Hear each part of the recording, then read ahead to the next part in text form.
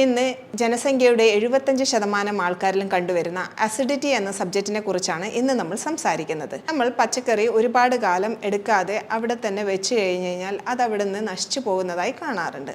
ഇതേ അവസ്ഥ നമ്മുടെ ശരീരത്തിൽ വരും. ഇത്തരത്തിലുള്ള ആൻറ്റാസിഡിൻ്റെ ഉപയോഗവും നിങ്ങളെ ഹൈപ്പോ അസിഡിറ്റിയിൽ എത്തിച്ചേക്കാം. അപ്പോൾ ശരിയായ രീതിയിലുള്ള ഒരു ഡയഗ്നോസിസ്, അതായത് ഹൈപ്പോ അസിഡിറ്റി ആണോ ഹൈപ്പർ അസിഡിറ്റി ആണോ എന്ന് കണ്ടുപിടിക്കുകയാണെങ്കിൽ നിങ്ങൾക്ക് ലൈഫ് ലോങ് ആയിട്ടുള്ള ഒരു സഫറിങ്സിന് ഒരു കംപ്ലീറ്റ് ആയിട്ടുള്ള സൊല്യൂഷനിലേക്ക് എത്താൻ സാധിക്കും.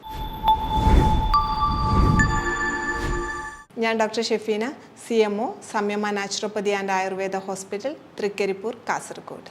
ഇന്ന് ജനസംഖ്യയുടെ 75% ആൾക്കാരിലും കണ്ടുവരുന്ന അസിഡിറ്റി എന്ന സബ്ജക്റ്റിനെ കുറിച്ചാണ് ഇന്ന് നമ്മൾ സംസാരിക്കുന്നത്. അസിഡിറ്റി എന്ന വാക്ക് കേൾക്കുമ്പോൾ തന്നെ നമ്മുടെ മനസ്സിൽ ആദ്യം വരുന്നത് ആസിഡ് കൂടിയിട്ടുള്ള ഒരു അവസ്ഥ എന്നുള്ളതാണ്. പക്ഷേ 50% ആൾക്കാരിലും ആസിഡ് കുറഞ്ഞതുകൊണ്ടാണ് ഈ പറയുന്ന ലക്ഷണങ്ങൾ കാണിക്കാറ്. ഹൈപ്പർ അസിഡിറ്റി ആയാലും ഹൈപ്പോ അസിഡിറ്റി ആയാലും ഇതിൽ കണ്ടുവരുന്ന സിംറ്റംസ് ഓൾമോസ്റ്റ് സിമിലറാണ്. സാധാരണ കണ്ടുവരുന്നത് നമുക്ക് ഭക്ഷണം കഴിച്ചു കഴിഞ്ഞാൽ ഉണ്ടാകുന്ന ഒരു നെഞ്ചിനകത്തുണ്ടാകുന്ന എരിച്ചൽ, വയറ് വീർത്ത് വരിക, ഏമ്പക്കം വരിക, കീഴ്വായു വരിക, ശരീരത്തിൽ അങ്ങിങ്ങായി മസിൽ പിടുത്തം വരിക. പലപ്പോഴും ആൾക്കാർ വന്ന് പറയാറ്, ഞാൻ മുമ്പ് കഴിച്ചുകൊണ്ടിരുന്ന പല ഭക്ഷണങ്ങളും അടുത്ത കാലത്തായി എനിക്ക് തീരെ കഴിക്കാൻ പറ്റുന്നില്ല, എസ്പെഷ്യലി മുട്ട, പയറുവർഗ്ഗങ്ങൾ പോലുള്ള ഭക്ഷണങ്ങൾ. നമ്മൾ കഴിക്കുന്ന ഭക്ഷണത്തിൽ പലതരത്തിലുള്ള ബാക്ടീരിയയും ഫംഗസും അടങ്ങിയിരിക്കുന്നു. നമ്മുടെ സ്റ്റൊമക്കിൽ നല്ല ആസിഡ് pH ഉണ്ടെങ്കിൽ മാത്രമേ ഈ പറയുന്ന ബാക്ടീരിയയും ഫംഗസും നശിച്ചു പോവുകയുള്ളൂ. അതുമാത്രമല്ല, നമ്മുടെ ഭക്ഷണത്തിലുള്ള പ്രോട്ടീൻ വിഘടിക്കുകയും അതിൻ്റെ കണ്ടൻറ്റ് ശരീരത്തിലേക്ക് ആഗിരണം ചെയ്യപ്പെടുകയാണെങ്കിലും നമ്മുടെ സ്റ്റൊമക്കിൽ നല്ല ആസിഡ് pHൻ്റെ ആവശ്യമാണ്. അപ്പോൾ ആസിഡ് ഇല്ലെങ്കിൽ നമ്മൾ കഴിക്കുന്ന ഭക്ഷണം ശരിയായ രീതിയിൽ ദഹിക്കില്ല. ഈ ദഹിക്കാത്ത ഭക്ഷണം അവിടെ ചെറുകുടലിൽ കെട്ടിക്കിടന്ന് അത് താഴത്തേട്ട് പോകാൻ സാധിക്കില്ല. ഫോർ എക്സാമ്പിൾ, നമ്മൾ പച്ചക്കറി ഒരുപാട് കാലം എടുക്കാതെ അവിടെ തന്നെ വെച്ച് കഴിഞ്ഞ് കഴിഞ്ഞാൽ അത് അവിടെ നിന്ന് നശിച്ചു പോകുന്നതായി കാണാറുണ്ട്. ഇതേ അവസ്ഥ നമ്മുടെ ശരീരത്തിൽ വരും. ഈ കെട്ടിക്കിടക്കുന്ന ഭക്ഷണം അവിടെ നിന്ന് ചീഞ്ഞു പോവുകയും അവിടെ ചീഞ്ഞു പോയിട്ട് അവിടെ ബാക്ടീരിയകൾ വളരാൻ സാധിക്കും. ഇങ്ങനെ വളരുന്ന ബാക്ടീരിയകൾ കണ്ടമാനം ഗ്യാസ് നമ്മുടെ ശരീരത്തിൽ പ്രൊഡ്യൂസ് ചെയ്യും. ഈ ഗ്യാസാണ് നമുക്ക് ഏമ്പക്കമായും കീഴ്വായുവായും വരുന്നത്. ഇതാണ് ഹൈപ്പോ അസിഡിറ്റി ഉണ്ടെങ്കിൽ നമ്മൾ എക്സ്പീരിയൻസ് ചെയ്യുന്ന സിംറ്റംസിന് കാരണം. മുട്ട, ചിക്കൻ, കടല ഇവയൊക്കെ കഴിക്കുമ്പോൾ നിങ്ങൾക്ക് ഇമ്മീഡിയറ്റായിട്ട് ഒരു ഗ്യാസിൻ്റെ പ്രശ്നം വരുന്നുണ്ടോ? അങ്ങനെയാണെങ്കിൽ നിങ്ങൾക്ക് ഹൈപ്പോ അസിഡിറ്റി ആയിരിക്കാം. ഹൈപ്പോ അസിഡിറ്റി ആയാൽ നമ്മുടെ ശരീരത്തിന് കിട്ടേണ്ട പല മിനറൽസിൻ്റെയും ആഗിരണം ശരിയായ രീതിയിൽ നടക്കാതെ വരികയും അതുകൊണ്ട് തന്നെ നമുക്ക് മുടി കഴിച്ചൽ പോലുള്ള അവസ്ഥകൾ വരാനുള്ള ചാൻസ് ഉണ്ട്. അതുകൂടാതെ ഹീമോഗ്ലോബിൻ താഴത്തോട്ട് വരുന്നതായിട്ടും ബ്ലഡ് ടെസ്റ്റ് ചെയ്യുമ്പോൾ അതിൽ ഫെറിറ്റിൻ്റെ അളവ് താഴത്തോട്ട് പോയിട്ടും നമുക്ക് കാണാൻ സാധിക്കുന്നതാണ്.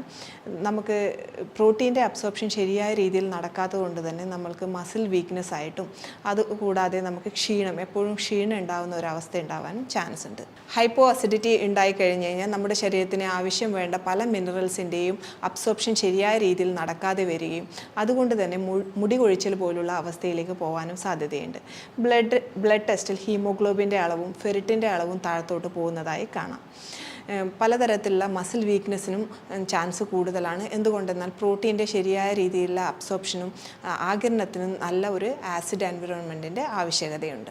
അതുകൊണ്ട് തന്നെ എപ്പോഴും ക്ഷീണം തോന്നാനുള്ള ചാൻസും ഉണ്ട്. എത്ര ഉറങ്ങിയാലും വീണ്ടും വീണ്ടും ഉറങ്ങാനുള്ള ഒരു ടെൻഡൻസി തോന്നാനും സാധ്യതയുണ്ട്. അപ്പോൾ ഇത് നമുക്ക് ഹൈപ്പോ അസിഡിറ്റി ആണോ എന്നത് നമുക്ക് എങ്ങനെ മനസ്സിലാക്കാം? സാധാരണയായി നമുക്ക് വയറിൽ കുറേ കാലമായിട്ടുള്ള പ്രശ്നം ഒരു എൻഡോക്രൈനോളജിസ്റ്റിൻ്റെ അടുത്ത് പോയി പറഞ്ഞു കഴിഞ്ഞ് കഴിഞ്ഞാൽ ചില കേസിലെങ്കിലും എൻഡോസ്കോപ്പിയാണ് സജസ്റ്റ് ചെയ്യാറ്. എൻഡോസ്കോപ്പി ചെയ്ത് കഴിഞ്ഞ് കഴിഞ്ഞാൽ അതിൽ നമുക്ക് എച്ച് പൈലോറി ബാക്ടീരിയയുടെ സാന്നിധ്യം കാണാം. ഈ എച്ച് പൈലോറി ബാക്ടീരിയ ഹൈപ്പോ അസിഡിറ്റിയിലും ഹൈപ്പർ അസിഡിറ്റിയിലും കാണുന്നത് കൊണ്ട് തന്നെ നമുക്ക് ഇത് സിമ്പിളായി എങ്ങനെ വേർതിരിച്ചറിയാമെന്നുള്ള ഒരു ടെസ്റ്റ്, നമുക്ക് വീട്ടിൽ തന്നെ ചെയ്യാവുന്ന ഒരു ടെസ്റ്റ് നമുക്ക് നോക്കാം. 1 ടീസ്പൂൺ ആപ്പിൾ സൈഡർ വിനെഗർ അല്ലെങ്കിൽ കോക്കനട്ട് വിനെഗർ 1 ഗ്ലാസ് വെള്ളത്തിൽ കലർത്തി ഭക്ഷണത്തിന് 3-4 മിനിറ്റ് മുമ്പ് കഴിക്കുക. അതിനുശേഷം പ്രോട്ടീൻ അടങ്ങിയ മുട്ട പോലുള്ള ഭക്ഷണങ്ങൾ കഴിക്കുക.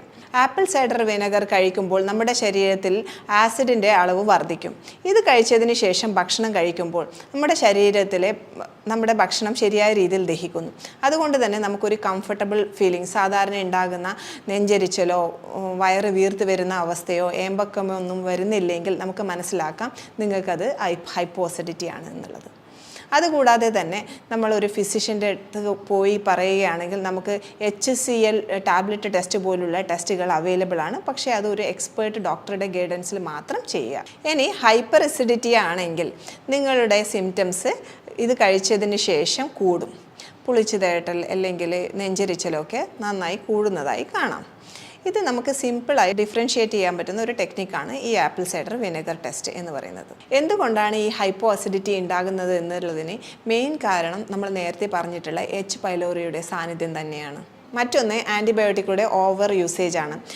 ചില കേസുകളിൽ ആൻറ്റിബയോട്ടിക്കുകളുടെ ഉപയോഗം വളരെ സഹായകമാണെങ്കിലും കണ്ടമാനമുള്ള ആൻറ്റിബയോട്ടിക്കുകളുടെ ഉപയോഗം ഈ ഹൈപ്പർ അസിഡിറ്റി എന്ന കണ്ടീഷനിലേക്ക് നയിക്കാൻ സാധ്യതയുണ്ട്. ഇനി ഹൈപ്പർ അസിഡിറ്റിയുള്ള പല ആൾക്കാരും ഡോക്ടറുടെ അടുത്ത് പോകാറ് പോലുമില്ല. അടുത്തുള്ള ഫാർമസികളിൽ പോയിട്ട് ഏതെങ്കിലും തരത്തിലുള്ള പാൻഡാപ്രസോൾ പോലുള്ള അല്ലെങ്കിൽ ജെലുസിൽ പോലുള്ള ആൻറ്റാസിഡ് വാങ്ങി കൂടുതലായി കഴിക്കുന്നത് കാണാറുണ്ട്. ഈ തരത്തിലുള്ള ആൻറ്റാസിഡിൻ്റെ ഉപയോഗവും നിങ്ങളെ ഹൈപ്പോ അസിഡിറ്റിയിൽ എത്തിച്ചേക്കാം. അപ്പോൾ ശരിയായ രീതിയിലുള്ള ഒരു ഡയഗ്നോസിസ്, അതായത് ഹൈപ്പോ അസിഡിറ്റി ആണോ ഹൈപ്പർ അസിഡിറ്റി ആണോ എന്ന് കണ്ടുപിടിക്കുകയാണെങ്കിൽ നിങ്ങൾക്ക് ലൈഫ് ലോങ് ആയിട്ടുള്ള ഒരു സഫറിങ്സിന് ഒരു കംപ്ലീറ്റ് ആയിട്ടുള്ള സൊല്യൂഷനിലേക്ക് എത്താൻ സാധിക്കും. എങ്ങനെ നമുക്ക് ഹൈപ്പോ അസിഡിറ്റി മാനേജ് ചെയ്യാൻ പറ്റുമെന്ന് നോക്കാം. ട്രഡീഷണലായി നമ്മൾ അസിഡിറ്റിയെ അഗ്നിമാന്ദ്യം എന്നാണ് പറയുന്നത്. അഗ്നി എന്ന് പറഞ്ഞു കഴിഞ്ഞാൽ ഡൈജസ്റ്റീവ് ഫയർ, അതായത് സ്റ്റൊമക് ആസിഡ്. സ്റ്റൊമക് ആസിഡിൻ്റെ കുറവിനെയാണ് നമ്മൾ സാധാരണ ഹൈപ്പോ അസിഡിറ്റി എന്ന് പറയുന്നത്. സ്റ്റൊമക് ആസിഡിനെ ഉത്തേജിപ്പിക്കാനുള്ള ചില ടെക്നിക്കുകളാണ് ഇതിൻ്റെ മാനേജ്മെൻറ്റിൽ മെയിനായി നമ്മൾ ചെയ്യേണ്ടത്. ഇതിന് നമുക്ക് ആപ്പിൾ സൈഡർ വിനെഗർ നന്നായി സഹായകമാണ്. പക്ഷേ ലോങ് ടൈം ആയിട്ടുള്ള ആപ്പിൾ സൈഡർ വിനെഗറിൻ്റെ ഉപയോഗം ദ്രവിച്ചു പോകാനുള്ള ചാൻസ് ഉള്ളത് കൊണ്ട് തന്നെ നമുക്ക് ഇതിൻ്റെ ടാബ്ലറ്റ് ഫോമിൽ ആപ്പിൾ സൈഡർ വിനെഗറിൻ്റെ ടാബ്ലറ്റ് ഫോം ഉപയോഗിക്കുന്നതായിരിക്കും കൂടുതൽ സഹായകം. രണ്ടാമതായി ജിഞ്ചർ.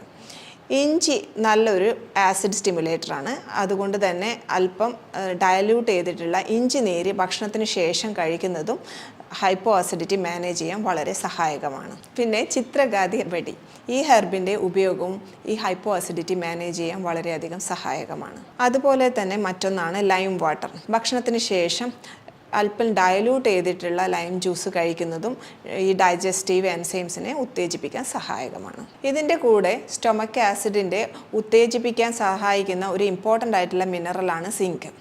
സിങ്ക് ഇല്ലെങ്കിൽ സ്റ്റൊമക് ആസിഡിൻ്റെ ഉൽപ്പാദനം കുറയാൻ സാധ്യതയുണ്ട്. അതുകൊണ്ട് തന്നെ സിങ്കിൻ്റെ സപ്ലിമെൻറ്റ്സ് എടുക്കുന്നതും വളരെ സഹായകമാണ്. സിങ്ക് അടങ്ങിയിരിക്കുന്ന ഭക്ഷണം മെയിനായിട്ടും നട്ട്സിലും സീഡ്സിലുമാണ് കാണപ്പെടുന്നത്.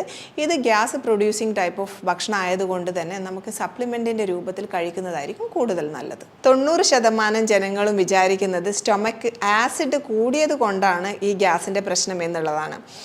ഈ രീതിയിലുള്ള ഒരു ട്രീറ്റ്മെൻറ്റ് എടുക്കുന്നത് കൊണ്ടാവാം ലൈഫ് ലോങ് ആയിട്ടുള്ള ഒരു ടാബ്ലറ്റ് എടുക്കേണ്ടി വരുന്നതും ഒരു പെർമനൻ്റ് ആയിട്ടുള്ള ഒരു ക്യൂർ നമുക്ക് ഇതിൽ കിട്ടാത്തതും.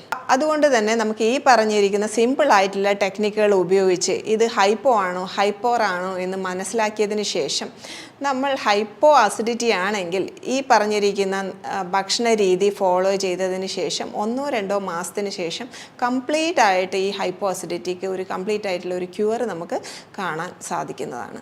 മറ്റൊരു ടോപ്പിക്കുമായി വീണ്ടും കാണാം. Thank you.